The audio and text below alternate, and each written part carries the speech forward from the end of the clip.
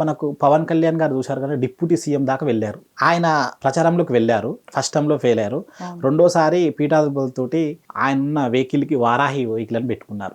అసలు ఆయన ఎమ్మెల్యేగా గెలుస్తారా అనే నమ్మకం కూడా కొంతమందికి లేదు. కానీ ఆయన ఈరోజు డిప్యూటీ సీఎం అయ్యారు అంటే అది అమ్మవారి ఎంత కృషి ఉన్నట్టు. ఫస్ట్ ఆయన కృషి ఉంది, అమ్మవారి దయ అనుజ్ఞ ఉంది ఆయనకు. వారాహి ఉమలు ఆయన చాలా చేపించారు. ఆయన మనం కాదు అనుకున్న పని కూడా అయ్యేదే ఈ గుప్త నవరాత్రుల్లో. అసలు నాకు నా వల్ల కాదు అని అనుకున్న వాళ్ళు ఈ గుప్త నవరాత్రుల్లో వారాహిదేవి హోమం చేసుకోవటము, వారాహిదేవి పూజ చేసుకోవడం వల్ల మీకు కాని పనులన్నీ కావమ్మా, అన్ని పనులు అయిపోతాయి.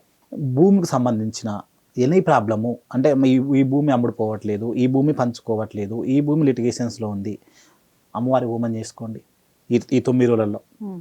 లేకపోతే ఈ ఇల్లు కట్టుకోవాలనుకుంటున్నాము, మాకు ఇల్లు దొరకట్లేదు, డబ్బులు ఉన్నా కూడా కొంతమంది దొరకవు, అమ్మవారి నామాన్ని జపించండి, అమ్మవారి భూమిలో కూర్చోండి, 100% అయిపోతుంది.